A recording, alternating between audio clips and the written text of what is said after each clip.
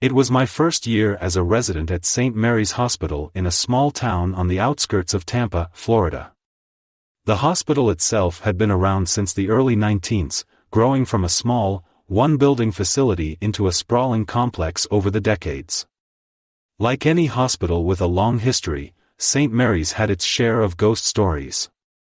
Most of the staff joked about the usual strange noises and flickering lights, but I had yet to experience anything out of the ordinary, until that night in late October. I was assigned the graveyard shift in the old wing, which was partially shut down for renovations. The plan was to modernize the old patient rooms and update the outdated wiring and plumbing. Because of the construction, only a few rooms were in use, creating long, shadow-filled hallways that were eerily quiet at night. That evening started like any other. I checked on my patients, administered medications, and updated charts. By midnight, things had settled down, and I found myself with some rare downtime. I was seated at the nurse's station, a small, cramped space with a view down the dimly lit corridor. The only sounds were the occasional beep of a heart monitor and the distant hum of the vending machines.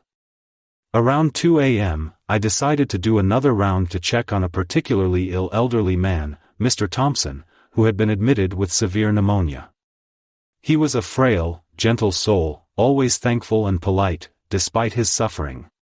As I approached his room, I felt a sudden chill, which was odd given Florida's usual warmth, even at night. When I entered Mr. Thompson's room, I found him asleep, his breathing labored but stable. I checked his FOR and adjusted his oxygen, then made sure he was comfortable. As I turned to leave, I heard a faint whisper. Thinking Mr. Thompson needed something, I turned back, but he was still asleep. Puzzled, I stood there for a moment, straining to hear more, but there was only silence. Shaking off the uneasy feeling, I continued my rounds, eventually returning to the nurse's station. That's when I heard it again, a whisper, this time right behind me. I spun around, heart racing, only to find the hallway empty. The whispering continued, growing louder. It seemed to be coming from the direction of the old service elevator, an area not in use due to the renovations. Curiosity overcame my fear, and I walked towards the elevator, the whispers becoming clearer with each step. I could almost make out words now, something about needing help. The service elevator's doors were slightly ajar, which was strange since it should have been locked and out of service. I pulled the doors open, peering into the dark shaft. The air was colder here, and the whispers stopped as abruptly as they had started. That's when I heard a loud crash back towards the patient rooms. I ran back, my heart pounding, thinking of Mr. Thompson.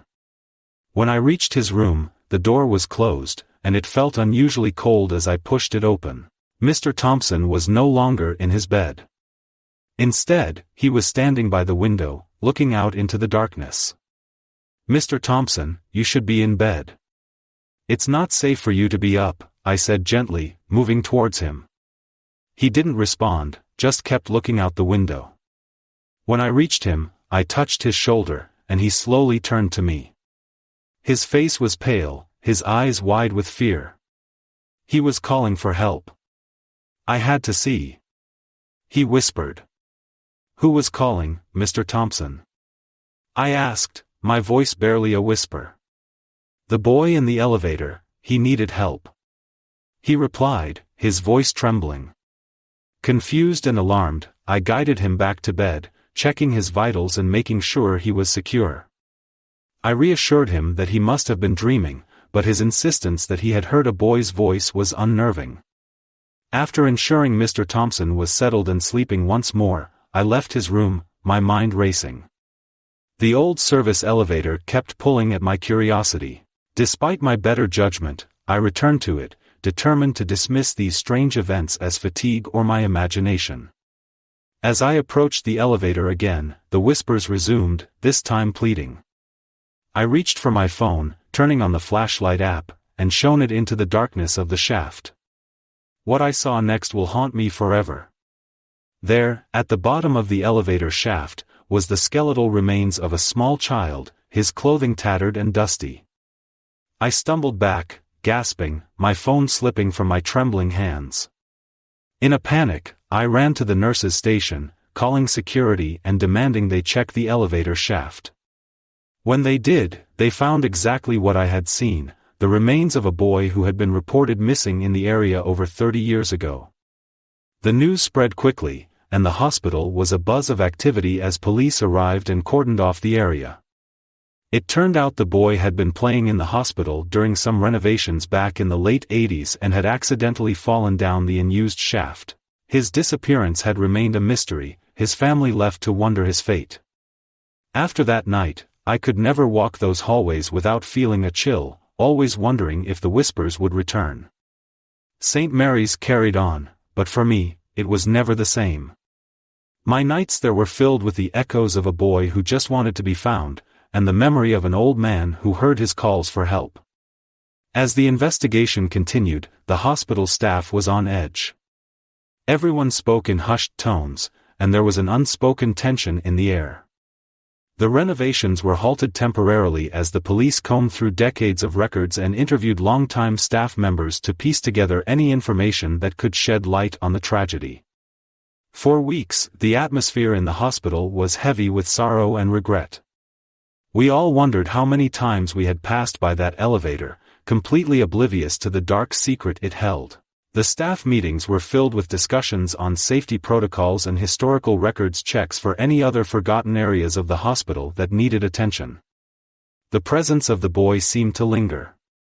Several staff members reported hearing whispers or seeing fleeting shadows near the old wing, especially late at night. I, too, felt an unexplainable presence during my shifts. It was as if the hospital itself was mourning, its walls steeped in a century's worth of pain and healing. Despite the fear and the unsettling events, there was a profound sense of closure for the boy's family. His remains were finally recovered and laid to rest in a local cemetery, with many of the hospital staff attending the service. The boy's mother, now an elderly woman, expressed her deep gratitude to the hospital for finding her son after so many painful years. Her relief and profound sadness were palpable. She had lived her life not knowing the fate of her child, and while the truth was heartbreaking, it brought her some peace. In the months that followed, the hospital slowly returned to its routine. The renovations were eventually completed, transforming the old wing into a state-of-the-art facility. However, the memory of the boy and that fateful night remained ingrained in our minds. Personally, the incident had a profound effect on my perspective as a healthcare provider. I learned that hospitals are not just places of healing, they are repositories of countless stories, some forgotten, and others etched into the very fabric of the building. As a gesture of remembrance, a small plaque was placed near the entrance of the newly renovated wing. It bore the name of the boy, Samuel, and the dates of his birth and tragic death. It served as a reminder of the past and as a symbol of hope, that no matter how dark the history, there could be light and lessons learned. The whispers eventually faded away, and the eerie feeling subsided, but the story of what happened in the old wing of St. Mary's Hospital never left us. It reminded us that every corridor and every room could hold secrets and that sometimes, listening closely could unveil truths meant to be discovered. The old man, Mr. Thompson, passed away a few months later, peacefully in his sleep. I often thought about his role in the events, how perhaps his own nearing end had attuned him to the cries of a lost soul. Maybe in his final days, he was meant to be the key to unlocking the long-standing mystery, a final act of service in a life well lived. As for me, I continued my residency at St. Mary's, carrying with me the lessons of that night, the importance of history, the impact of unresolved stories, and the deep, inherent connections between life and death, past and present. The hospital taught me that every patient carries a story, not just of medical conditions but of life itself. And in the quiet moments, between the chaos of emergencies and the routine of rounds, I found myself listening a little more carefully, always aware of the whispers of the past, ready to learn from whatever they chose to reveal. Every nurse at Mercy General in San Antonio knows the third floor is haunted. Sure, it sounds like a cliché straight out of a campfire story session, but after what I experienced on a crisp November night, I can't just brush it off as an old wives' tale. My name is Elena, and I've been a registered nurse for over 5 years. I thought I'd seen it all, until that night. The third floor of Mercy General had been underused for years, mostly because newer facilities had taken over the hospital's main functions. The floor was mostly storage, with a long, main hallway that stretched like a dark spine connecting various abandoned patient rooms, their insides gutted and left with only shadows clinging to the walls. That night, I was pulling a double shift. The hospital was short-staffed due to a flu outbreak, and by the time midnight rolled around, the weariness was setting in heavy. Around 2 a.m., the charge nurse, Marla, asked if I could fetch some additional supplies from the storage area on the third floor. I grabbed a flashlight, the lights were temperamental on that floor, and headed up. As the elevator dinged open on the third floor, a chill ran down my spine. The air was inexplicably colder here. I flicked on my flashlight, and the narrow beam cut through the darkness, throwing eerie, dancing shadows against the walls as I walked down the hallway. The sound of my footsteps echoed oddly, as if someone else was walking just a half step out of sync with me. I reached the storage room and began searching for the supplies. The room was cluttered with old medical equipment and stacks of linens and gauze. As I dug through the shelves, I heard a noise, a soft sobbing. It was faint, barely audible over the hum of the building's aging air system. Thinking it might be a stray animal that had gotten in, or even a homeless person seeking shelter, I called out, "Hello? Is anyone there? You can't stay here, but I can get you some help." The sobbing stopped abruptly. Silence swallowed the room. I shook my head, chalking it up to my imagination, and grabbed the supplies.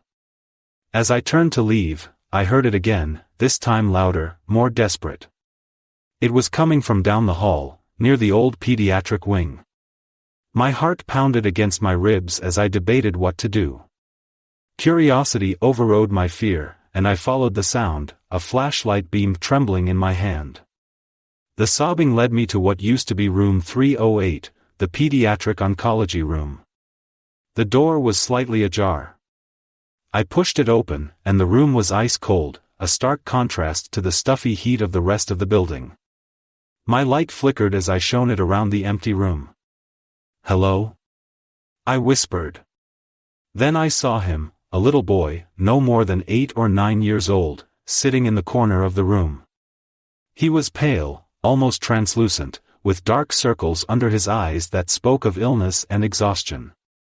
He looked up at me with a look of such profound sadness that it momentarily took my breath away. "Help me," he whispered, his voice a mere breath. I blinked, and in that fraction of a second, he was gone. The room was empty, but the air was still cold, and I could still feel his presence. Panic set in, and I fled the room, supplies forgotten, my only thought to get away from that overwhelming sadness. I didn't stop running until I was back on the populated, well-lit second floor. Gasping for breath, I found Marla at the nurse's station. She took one look at my face and ushered me into a chair. "You saw him, didn't you? The little boy in 308, she asked quietly. I nodded, unable to find my voice. Marla sighed, pulling up a chair close to mine. "He was a patient here, about 10 years ago. Leukemia. He didn't make it. Ever since then, some of us have seen him, always in that room, always asking for help. We think he doesn't realize he's passed on, or maybe he's tied to that place somehow." The story chilled me to the bone. Marla patted my shoulder, her eyes sympathetic. "You don't have to go up there again. We usually draw straws to see who has to go if we need something from storage." I managed a weak smile, grateful for her understanding. I sat there for a while, trying to process what had happened. The logical part of my brain searched for explanations, sleep deprivation, the power of suggestion, anything else. But deep down, I knew what I had seen and heard. The memory of the boy's sad, ghostly face haunted me, and I knew it would for a long time. Days turned into weeks, and while I never went back to the third floor, the experience stayed with me. I researched the boy, found his obituary, and even visited his grave. Standing there, I told him he didn't need to stay at the hospital, that he could move on, that he was remembered and loved. I don't know if it made any difference, but it felt like the right thing to do. Mercy General is an old hospital with many stories, but the one that sticks with me is the boy on the third floor, forever waiting in that cold, dark room, forever hoping someone could help him find peace. It taught me that sometimes, our duties as nurses extend beyond the living. We care for the dead, too, in hopes that they can find their way home. Marla shared more stories with me, tales whispered among the staff about the boy and others who hadn't found peace. She told me it was part of the reason the third floor remained largely unused. It's not just him, she said one evening as we sipped coffee in the break room. There are others. This hospital has been here for over a century. It's seen a lot of passes, not all of them peaceful. I found myself drawn into the history of Mercy General, spending hours in local archives and talking to older staff who had been there for decades. Each person had a different piece of the puzzle, stories of strange occurrences, fleeting glimpses of figures in hallways, unexplainable noises, and the persistent feeling of being watched. It seemed the third floor was a collecting pool for the hospital's unresolved grief and lingering spirits. The more I learned, the more I felt a responsibility not just to the patients in my care, but to these echoes of the past.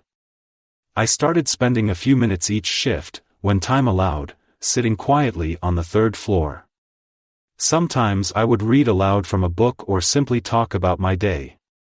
Odd as it might seem, these moments made the heavy air feel lighter, the shadows less menacing. One evening, after a particularly taxing shift, I found myself drawn up to the third floor with a heavy heart. I sat in the hallway outside room 308, the air cold around me. I don't know if you can hear me, I started, speaking to the boy I had seen weeks earlier, but I want you to know you're not forgotten. I don't know why you're still here, but you don't have to stay in this room anymore. You can go anywhere you want. Maybe even see the world. I don't know if it was my imagination, but the temperature seemed to rise slightly, the oppressive atmosphere lifting. When I stood to leave, I thought I heard a faint whisper, "Thank you," carried on a draft that shouldn't have been there. Encouraged by this, I brought the idea to a few of my colleagues, creating a sort of informal group dedicated to the third floor. We called ourselves the caretakers. It wasn't official, and certainly not part of our job descriptions, but it gave us all a sense of purpose. We would each spend time there, cleaning up the rooms, bringing flowers, and occasionally, a local priest would walk the halls with us, blessing the space. Months passed, and the stories of hauntings began to fade.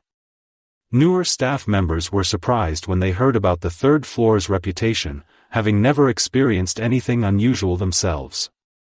Perhaps it was our efforts, or maybe the spirits had simply moved on, finding the peace they needed. The hospital eventually decided to renovate the third floor, turning it into a new wing for outpatient services. During the renovations, workers found old patient belongings, stuffed animals, cards, photographs, hidden away in the walls and under floorboards. We made sure these items were carefully collected, and I helped organize a small memorial display in the hospital's main lobby, honoring the past that had been uncovered. On the day the new wing was inaugurated, I stood where room 308 once was, now a bright, modern office. The air was warm, the light bright, and the shadows that once danced in the corners were gone. I felt a profound sense of peace, as if we had finally turned a page on an old, sad chapter of Mercy General's history. As I look back on those events, I realize how much they shaped me as a nurse and a person. I learned that healing is not always about medicine, sometimes, it's about listening and acknowledging, about caring for souls as well as bodies. The third floor taught me that every place holds memories, and sometimes, those memories need us just as much as we need to remember them. If you enjoyed these stories, please subscribe to the channel so you don't miss future videos. Don't forget to like and comment below. Thank you very much for spreading love. See you in the future video.